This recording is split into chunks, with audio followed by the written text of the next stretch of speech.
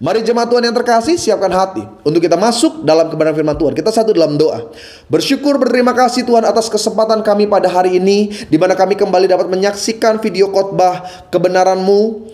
Kami percaya sekalipun tidak bertatap wajah, tapi kami yakin kuasa Tuhan tidak dibatasi oleh apapun. Bekerjalah bagi mereka yang sedang menyaksikan video ini Tuhan, sehingga mereka yang sedang lemah dikuatkan, mereka yang sakit disembuhkan, yang terikat dilepaskan, yang bersusah dihiburkan, bahkan yang putus asa diberikan pengharapan di dalam Tuhan. Kami percaya firman ini memberikan sukacita, pembaharuan di hati kami, sehingga kami semakin mengerti apa yang menjadi rencana Tuhan yang akan digenapi terjadi dalam kehidupan setiap kami. Hamba berdoa Tuhan, kuduskan lidah bibir hamba, kata, kalimat, ucapan, ayat, poin hanya berasal daripada Allah. Setiap kita jemaat Tuhan yang siap dengar kebenaran firman-Nya, bersama-sama kita katakan amin. Haleluya, puji Tuhan.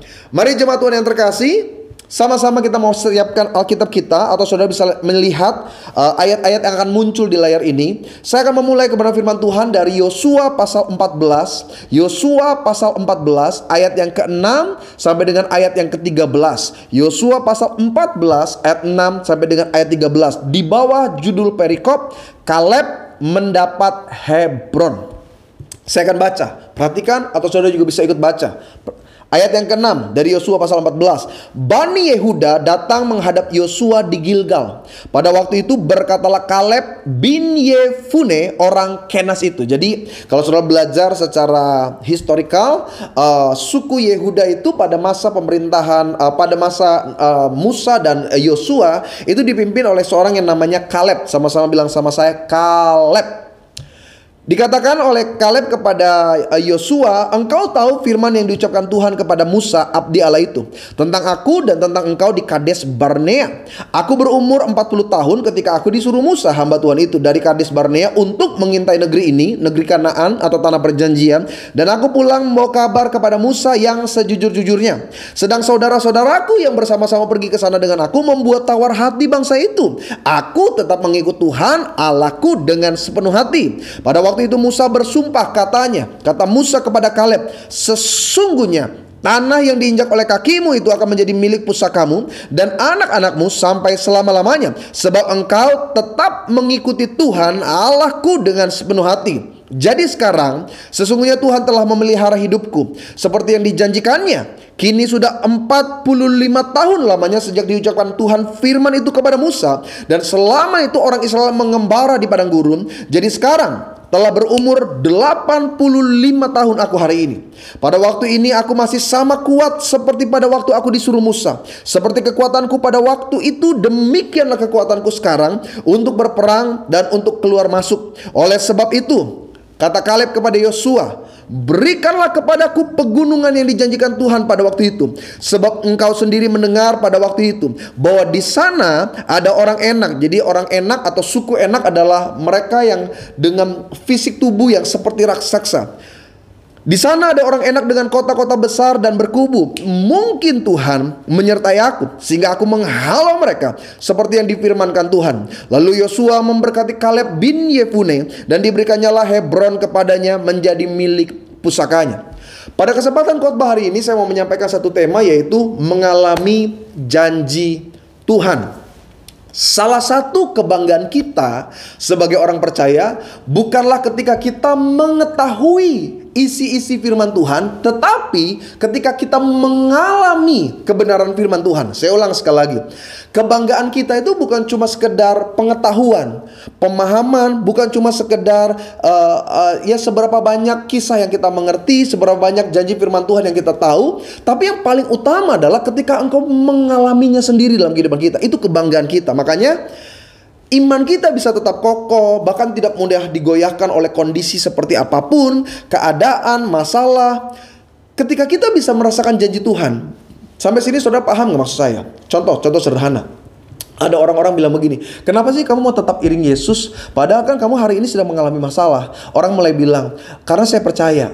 Saya udah ngalamin langsung sih janji Tuhan. Makanya saya hari ini walaupun saya belum melihat sesuatu yang baik, tapi saya yakin Tuhan pasti tolong saya. Sampai sini saudara paham maksudnya? Iya kan? Orang yang mengalami janji firman dalam kehidupannya, orang yang mengalami satu experience tentang janji-janji Allah, hidupnya itu lebih strong. Satu kali saya pernah sharing ya dengan wakil gembala kita di GBHMJ, Pendeta Yunus Kurniawan. Jadi ada hal-hal di mana Pendeta Yunus share kepada saya, dia bilang gini, Yebi, saya ini tadinya seorang yang berkarir. Saya punya pekerjaan yang baik, saya punya penghasilan yang baik. Jadi kalau saya mau melanjutkan karir, saya percaya saya pasti sukses. Tapi satu kali Tuhan panggil dia. Tuhan panggil dia untuk masuk ke dalam dunia pelayanan dan dia bukan cuma melayani, dia lepaskan pekerjaan, karir, bahkan pendapatannya di kantor untuk melayani. Lalu saya tanya terus, gimana Om Yunus? Saya biasa panggil dia Om Yunus. Pendeta Yunus sampaikan kepada saya, ketika dia masuk dalam pelayanan, tantangan, kesulitan, keadaan yang tadinya baik mulai menjadi tidak baik, tidak dihargai, bahkan tidak mendapat kesempatan yang mungkin didapat oleh orang-orang lain dalam pelayanan. Tetapi dia bilang begini, aku sih tetap percaya Yebi. Aku tetap tahu bagaimana aku iring Tuhan karena aku udah ngalamin banyak pertolongan Tuhan dalam kehidupanku. Ini yang saya bilang. Orang-orang yang mengalami janji Tuhan. Dan selama beliau mengikut Tuhan, tidak semuanya jalan mulus. Ada kalanya ditolak, ada kalanya difitnah, ada kalanya orang pandang sebelah mata. Bahkan dia pernah bilang, saya pernah pengalaman ya Bi, satu kali ada kebakaran di daerah perumahan dia tinggal. Satu rumah mulai kebakar, satu rumah sampai hampir dekat rumah dia. Tapi aku bilang aku percaya. Aku yakin penyertaan Tuhan dalam kehidupanku. Dan benar apa yang diucapkan. Sampai dengan hampir ke rumah dia, berhenti itu api. Pak, Bu, itu yang saya katakan, mengalami janji Tuhan. Orang Kristen, orang percaya yang hidup di dalam pengalaman-pengalaman rohani, hidupnya itu lebih tough gitu, lebih strong. Coba lihat gembala kita di GBHMJ. Kan saudara sudah dengar sendiri kesaksian yang selalu disampaikan dalam setiap khotbah-khotbah beliau. Ada tekanan, persoalan, pergumulan. Bahkan ada istilahnya begini, lebih enak jadi pebisnis aja lah. Repot-repot amat saya melayani bahkan menjadi seorang gembala. Bahkan saudara sudah dengar bagaimana pergumulan gembala kita sebelum dia mengambil keputusan, saya akan menginjil atau saya ingin menjadi gembala. Ada plus minus di dalamnya. Mana yang lebih berat? Jadi gembala. Ada tanggung jawab ekstra. Dia bukan cuma mikirin lagi tentang hidupnya dan keluarganya. Dia mulai berpikir lagi tentang orang-orang ada di bawahnya, para pengerja, deretan pelayan-pelayan Tuhan di GBHMJ. Belum lagi dia ngurusin jemaat yang setiap bulan, setiap tahun semakin bertambah. Puji Tuhan, GBHMJ dalam waktu 2,5 tahun sejak video ini saya buat, jumlahnya sudah ribuan orang menjadi jemaat. Dan saya mau katakan, apakah itu sebuah hal yang biasa? No, tanggung jawab besar. Tapi kenapa gembala kita tetap bertahan dan menjalankan seperti apa yang Tuhan mau terjadi dalam kehidupannya? Karena beliau sudah memiliki pengalaman-pengalaman rohani. Satu keadaan di mana dia melihat bahkan merasakan janji Tuhan terjadi dalam kehidupannya. Saya rindu saudara, kita sebagai orang Kristen, sama-sama kita bukan cuma mendengar tentang janji Tuhan, tapi kita juga mengalami. Yang setuju katakan amin. Makanya kalau saudara lihat kisah Kaleb, jadi siapa sih Kaleb? Kaleb ini seorang yang berasal dari suku Yehuda. Dalam Bilangan pasal 13 ayat yang ke-6 jelas. Dia seorang yang lahir di antara suku Yehuda dan dia menjadi salah satu pemimpin dari kedua belah suku. Nah, dia pimpin suku Yehuda. Makanya ketika ada peristiwa 12 pengintai, saudara tahu ya kisahnya ya, sebelum mereka masuk tanah perjanjian, dikirim satu orang mewakili satu suku. Nah, Kaleb salah satu yang mewakili dari kedua belah suku, dia mewakili suku Yehuda. Waktu dia mendengar janji Tuhan, waktu dia melihat tanah perjanjian, waktu dia menerima sesuatu yang baik, itu usianya 40 tahun. Kapan dia menggenapi? Lihat penggenapan janji Tuhan terjadi setelah umurnya 85 tahun. Artinya 45 tahun dia menanti. Tapi sekalipun lama, sekalipun mungkin benar lama betul pendeta 45 tahun, tapi janji Tuhan tetap tergenapi dalam kehidupannya. Pertanyaannya, saudara udah berapa lama iring Yesus? Saya percaya sebagian kita mungkin bilang, saya baru aja ikut Yesus pendeta. Tapi sebagian besar ya saudara yang menyaksikan video ini, kita akan bilang, saya ikut Yesus sudah lama. Bahkan mungkin sejak kita dilahirkan, kita lahir dari keluarga Kristen. Pertanyaannya, sejauh mana engkau pernah mengalami janji-janji Tuhan dalam hidupmu? Yes, ada dua jawaban. Sebagian jemaat akan bilang, saya ngalamin pendeta. Mungkin ketika saya tanya ini, sebagian kita mulai mengingat masa-masa yang luar biasa Tuhan buat terjadi dalam hidup kita. Kita bilang, aduh dahsyat pendeta, saya tuh udah banyak ngalamin janji Tuhan. Tapi saya mau katakan, masih banyak hal dahsyat yang Tuhan mau nyatakan terjadi dalam kehidupan saudara. Yang setuju katakan amin. Tapi buat sebagian jemaat yang berkata, saya kayaknya belum melihat pendeta, saya kayaknya belum mengalami janji Tuhan, maka saya mau katakan, rugi besar.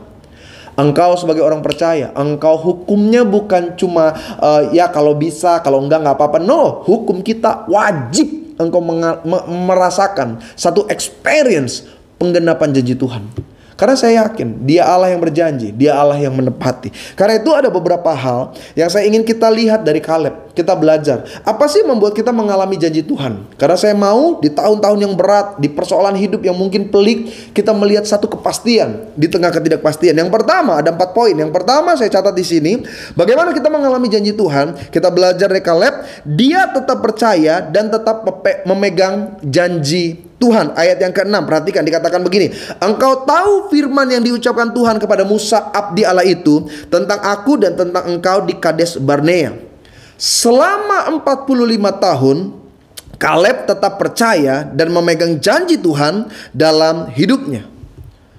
Salah satu hal yang paling menjenuhkan adalah ketika menanti janji. Makanya repotnya saat orang percaya mendengar janji Tuhan, kita seringkali membandingkan dengan janji-janji yang biasa kita dengar. Disinilah tanpa engkau sadari, kita mulai kehilangan pengharapan yang teguh di dalam Tuhan. Kita bahkan cenderung mengalami rasa kecewa. Maksudnya ada jemaat bilang begini, pendeta, yang kelihatan aja bisa bohong, apalagi yang gak kelihatan. Yang nyata-nyata tinggal satu rumah sama saya aja bisa bohong dari janji-janjinya, apalagi yang bahkan kita nggak lihat dia di mana. Makanya ada banyak lagu yang tercipta. Tapi janji, tinggal janji, bulan madu, ya kan? Memang lidah tak bertulang. Manusia itu kalau janji, ini persoalannya. Saya yakin ada 2 macam tipe jemaat yang menyaksikan video ini. Dia yang mendengar janji dan dia yang membuat janji. Orang kalau bikin janji tuh manis banget. Apalagi janji hutang. Itu paling manis dari yang lain. Pinjem dong. Bener, gua janji, gua balikin. Kapan lu mau balikin? Minggu depan. Gua tambahin buat lu. Udah pokoknya gua pinjem. Nanti minggu depan gua balikin. 5 tahun kemudian. Lama banget pendeta. Sampai 5 tahun. Iya, manusia tuh kalau janji begitu. Sebelum nikah dia bilang, aku kalau menjadi suamimu nanti tidak akan pernah kusakiti. Saya mau tanya sama ibu, gimana bu realitanya? Itu dia yang saya jalani tahun demi tahun, ya kan? Manusia itu kalau janji gampang betul. Makanya saya suka bilang sama anak-anak muda, lu kalau pacaran khususnya wanita bawa catatan, ya kan, buku, pena, materai. Karena dia kalau lagi seneng tuh pacar kita, yang aku nggak akan bikin kamu menangis kalau kamu mau menikah sama aku. Pas nikah, jangankan menangis, hampir sederem itu air mata tumpah. Makanya bawa catatan. Dia kalau lagi seneng gitu, aku nggak akan pernah mendua, aku nggak akan pernah mengecewakan kamu. Catet. Gimana sayang, tadi kamu ngomong apa? Kamu tidak akan pernah mendua. Tanggalnya lihat. Tanggal berapa? Tulis di situ. Tanda tangan. Kalau perlu, kalau bisa ada saksi. Ya, supaya nanti ketika nikah, sebelum saudara bilang iya mau menjadi istri dari calonmu, baca dulu janji-janji pacarmu itu selama engkau pacaran. Di hadapan kedua keluarga. Keluarga wanita dan keluarga pria. Karena manusia kalau menyampaikan sesuatu mudah lupa. Nah, disinilah traumatis kita bawa di dalam pengenalan Tuhan. Makanya ada banyak orang Kristen, dia duduk di gereja, tapi entah mengapa kayaknya sulit gitu memegang janji Tuhan. Sebagian kita berdoa, kita bilang, Tuhan, aku percaya janjimu, engkau akan sanggup memulihkan. Tapi kalau mau jujur, antara mulut sama hati beda. Mulut kita memperkatakan janji, tapi hati kita bilang, masa sih? Mungkin gak ya? Kayaknya gak bisa, terlalu mustahil. Kenapa? Karena kita coba membandingkan janji Allah dengan janji manusia. Loh, Alkitab bilang begini, perhatikan. Alkitab bilang dalam Mazmur 105 ayat yang ke-8. Alkitab katakan dengan sangat jelas, ia ingat, coba dimunculin dulu di layar ini. Mazmur 105 ayat yang ke-8. Saya mau setiap jemaat baca. Ini salah satu ayat yang penting. Ayat yang membuat engkau tetap percaya dan memegang janji Tuhan. Dikatakan dalam Mazmur 105 ayat yang ke-8. Ia ingat untuk selama-lamanya. Stop sampai sana. Kata ia di sana huruf besar atau huruf kecil? Huruf besar atau huruf kecil? huruf besar. Saya mau tanya, berarti dia manusia atau Tuhan? Tuhan. Tuhan ingat untuk apa? Selama-lamanya. Alkitab nggak bilang dia ingat 10 tahun aja. Alkitab nggak bilang dia cuma ingat sampai dengan 20 tahun aja. Alkitab bilang ia ingat untuk selama-lamanya akan perjanjiannya. Firman yang diperintahkannya kepada 1000 angkatan. Kita harus yakin Tuhan itu berbeda dengan manusia. Ini yang dilakukan Kaleb. Karena itu dia mengalami penggenapan janji Tuhan. 45 tahun loh saudara. Kita jangankan 45 tahun. Banyak orang baru 1 tahun berdoa aja udah mulai nyerah dan bilang kayaknya gak ada perubahan. Nggak usah bicara tahunan deh. 1 bulan kita berdoa aja kita mulai banyak yang menyerah. Kenapa? Karena engkau gak bisa betul-betul pegang janji Tuhan. Dia Allah yang berfirman, dia Allah yang berjanji, dan dia Allah yang menggenapi. Yang setuju katakan amin. Makanya rugi besar kalau engkau dengar kata-kata kesembuhan, pemulihan, berkat, dan engkau gak bisa meremehkan dalam hati. Percaya. Yes, saya ngerti realitanya gak seperti apa yang kau harapkan.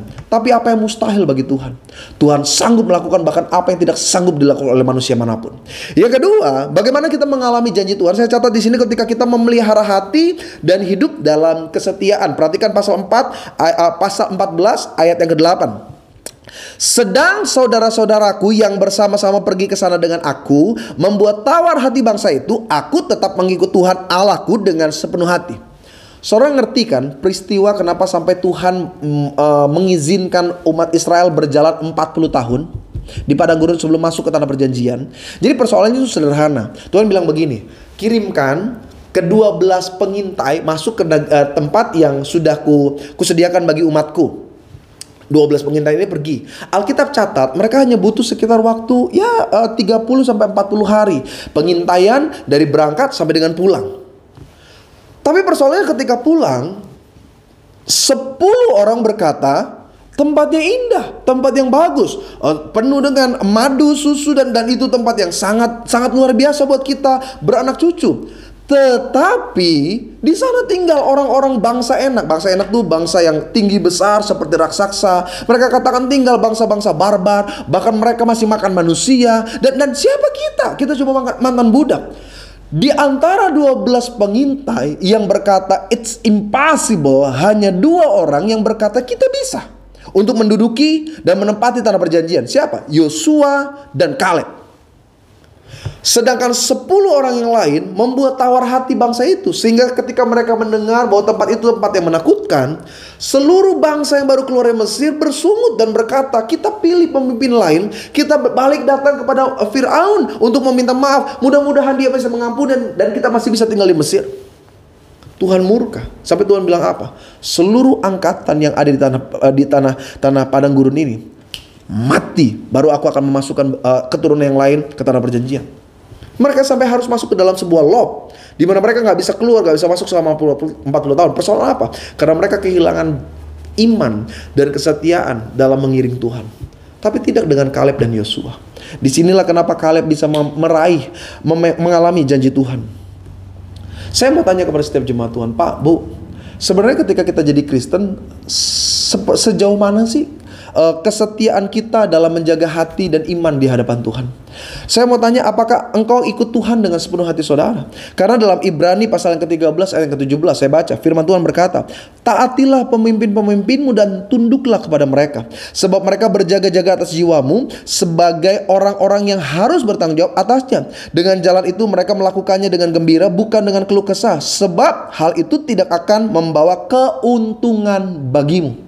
Apa maksudnya dari ayat ini, pendeta? Gini ya saudara, kita ini belajar punya hidup dalam kesetiaan kepada Tuhan itu tidak langsung dimulai antara kita dengan Tuhan. Dimulai dulu dari leader kita dalam sebuah tempat beribadah. Siapa? Gembala. Gembala itu representasinya Tuhan. Jadi apa yang dia perkatakan, apa yang diucapkan, yaitu datangnya dari Tuhan. Untuk kepentingan siapa? Umat. Untuk kepentingan saya dan saudara, bukan untuk kepentingan gembala kita. Repot-repot amat gembala bilang lebih baik saya jadi pebisnis. Saya terima duit, saya terima kekayaan, saya tinggal nikmati sama keluarga. Buat apa saya repot-repot? Tapi ketika Tuhan perintah, gembala tunduk, gembala patuh, gembala tunjukkan kesetiaannya. Nah, pertanyaannya kita nih sebagai domba-domba yang diasuh di dalam sebuah kebenaran firman, sejauh mana kita punya hati untuk tetap setia kepada Tuhan? Kita loh sama gembala kita aja seringkali, ini dia persoalannya, seringkali kita bolong-bolong sama-sama bilang sama saya harus taat dan setia. Iya, Pak Gembala bilang begini, menghimbau, tidak wajib menghimbau. Mari jemaat-jemaat Tuhan, di masa-masa seperti ini, ketika kita hanya bisa mengikuti ibadah online, ayo sebelum ibadah kita biasakan membersihkan tubuh, memakai pakaian yang layak, selayaknya biasa kita datang ke rumah Tuhan untuk beribadah. Itu aja susahnya minta ampun. Saya masih dapat banyak informasi, Pak males mandi, jadi dia ibadah tapi waduh jigong masih berputar di giginya. Yuk delek lah ya kan. Ada banyak orang ibadah minggu ikut, tapi jangankan mandi, jangankan pakai baju bersih ya kan, membersihkan diri, cuci muka minimal masih males. Itu aja kita nggak taat, gimana lah kita mau mengerjakan perintah-perintah kebenaran firman Tuhan yang lainnya. Pak Gembala bilang, ayo di masa-masa seperti ini tunjukkan kasih, kita diberkati untuk menjadi berkat. Itu sulit, egois itu masih bekerja dalam hati kita. Pak Gembala bilang kita memberi bukan hanya dari kelimpahan kita, tapi bahkan dari kekurangan kita. Jadilah berkat buat anak-anak yatim, jadilah berkat untuk orang-orang di panti, jadilah berkat bahkan buat tetangga kanan kiri, bahkan siapapun yang membutuhkan. Saya suka cita loh, ada beberapa jemaat memberikan respon positif, tapi beberapa dari mereka bilang apa? Kita aja kekurangan Pak. Loh, memberi itu bukan dari kelimpahan seringkali, memberi justru bahkan dari kekurangan. Itu yang Gembala ajarkan. Apa yang dia maksud dari pengajarannya itu? Inilah kunci kerajaan sorga, engkau punya kasih. Itu saja kita sulit taat, saudara. Bagaimana kita mau melihat janji Tuhan tergenapi kalau kita nggak bisa taat dari hal-hal kecil? Alkitab bahkan katakan, bukan Alkitab, Yesus yang ucapkan, jika engkau setia dalam perkara kecil maka akan datang perkara besar. Karena itu apa yang membuat kita mengalami janji Tuhan? Pelihara hati dan hidup di dalam kesetiaan kepada Tuhan. Jangan terlalu banyak protes, saudara. Lihat Yosua dan Kaleb gak pernah protes sama Musa. Kita seringkali baru begini aja udah protes, baru begitu aja udah komplain. Jangan, ikut Tuhan sepenuh hati. Yang ketiga, saya belajar dan melihat Kaleb mengalami janji Tuhan karena dia mensyukuri saat-saat menanti janji Tuhan. Perhatikan ayat yang ke-10 dari pasal 14. Jadi sekarang sesungguhnya Tuhan telah memelihara hidupku seperti yang dijanjikannya. Kini sudah 45 tahun lamanya sejak dijualkan Tuhan firman itu kepada Musa, dan selama itu orang Israel mengembara di padang gurun. Jadi sekarang telah berumur 85 tahun aku hari ini. Kaleb tidak bersungut selama 45 tahun pengiringannya kepada Tuhan. Justru sebaliknya, Kaleb bukannya bersungut, dia justru menikmati. Dia mengalami satu hal, bahasa saya itu enjoy gitu. Dia justru melihat penyertaan Tuhan hari demi hari, tahun demi tahun, sampai akhirnya dia merasakan penggenapan janji Tuhan. Kita dalam menanti, kenapa kita mudah putus asa? Karena kita cuma berfokus kepada apa yang kita kejar, sampai kita lupa seberapa besar anugerah dan kebaikan Tuhan yang selalu menyertai kita hari demi hari. Maaf ya, saya ngomong dengan cukup keras nih. Banyak kita egois, saudara. Bisa-bisanya kita komplain kepada Tuhan yang seakan-akan gak menepati janjinya. Padahal mulai dari engkau bangun sampai dengan engkau tidur, semua kan anugerah Tuhan. Apa sih yang kurang yang Tuhan gak kasih bagi saudara? Tuhan cuma ajar kita, wait, tunggu, aku pasti genapi janjiku. Tapi kita di tengah-tengah masa itu kita mulai bilang, engkau Allah yang tidak mendengar doaku, engkau Allah yang tidak bisa menepati apa yang menjadi janjimu. No, Tuhan sanggup kok, saudara. Pertanyaannya, engkau bisa gak menjalani dengan, bukan cuma dengan kesetiaan, tapi dengan syukur. Hidup ini nikmati, saya ngerti. Sebagian dari saudara menjalani hidup dengan tetes air mata. Saya paham sebagian engkau, kalau mau jujur kita bilang, Tuhan saya gak kuat. Tapi coba deh bersyukur bukan hanya karena hal-hal yang baik yang engkau jalani dalam hidup. Mulai deh bersyukur buat hal-hal yang bahkan menyakitkan. Kalau engkau bisa bersyukur dari hal yang paling sederhana aja. Ketika engkau menghirup nafas dan engkau berkata, Tuhan, terima kasih. Hidup ini jadi lebih bermakna, saudara. Kita lihat pasangan kita, yes, dia nyakitin kita, mungkin dia mengecewakan, tapi kita bilang, Tuhan terima kasih. Saya masih punya keluarga, ada orang bahkan gak punya siapa-siapa untuk dia sharing dalam kehidupannya.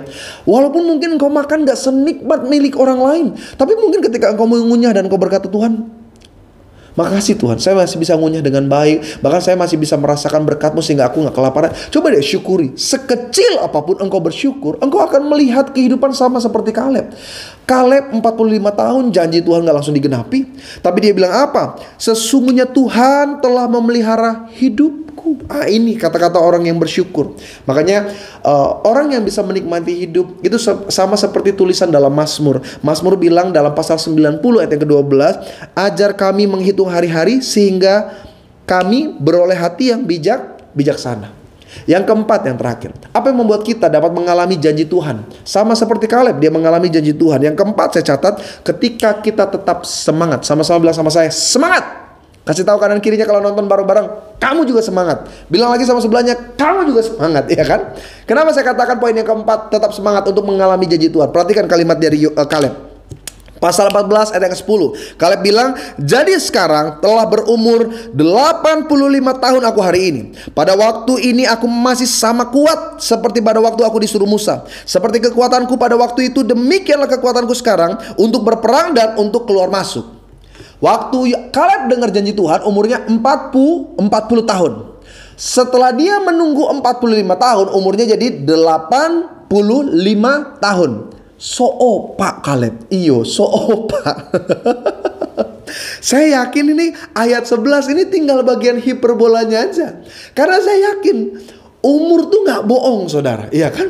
Makin bertambah usia, makin keriput makin putih, makin lemahlah jasmani kita. Tapi apa yang tidak berubah dari Kaleb? Semangat. Ini yang saya mau ingetin kepada setiap jemaat Tuhan.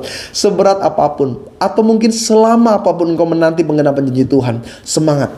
Semangat untuk tetap melayani Tuhan. Semangat untuk tetap melakukan yang terbaik sesuai dengan firman Tuhan. Semangat untuk mengasihi Kristus. Sehingga ketika Tuhan lihat engkau layak untuk diberkati, tidak perlu berteriak, tidak perlu mengingatkan Tuhan. Alkitab ingatkan apa?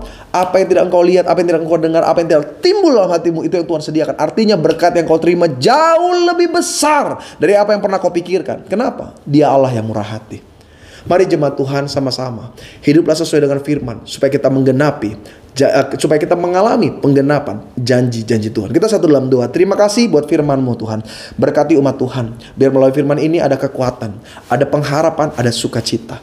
Jamah hati mereka. Sehingga kami menjadi orang-orang Kristen yang bukan hanya mendengar tentang janji-Mu. Kami adalah orang-orang yang mengalami janji Tuhan terjadi dalam kehidupan kami. Berkati agar setiap firman ini berakar, bertumbuh, berbuah, menjadi berkat dalam kehidupan kami. Dalam nama Tuhan Yesus bersama kita katakan amin. Haleluya, puji Tuhan.